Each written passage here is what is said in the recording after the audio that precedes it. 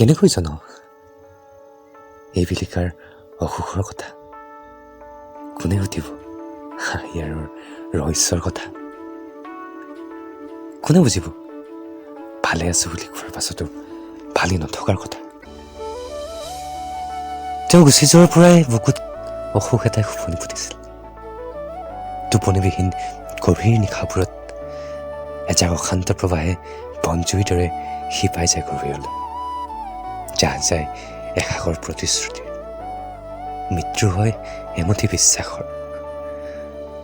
সময়ৰ বুকুত মাথো খোদিত হয় বিষাদৰূপী ছাঁ ভাস্কৰ্য। সময় বাৰে বাৰে উপেক্ষিত কৰিলেও সাগৰখনে জানে, সাগৰখনে বুজে। অৱধাৰিত সময়ৰ গতিত নদীৰ সুতি সলনি হ'লেও জীৱনমুখী নদীখন এদিন সাগৰতে বিলীন হোৱাৰ কথা।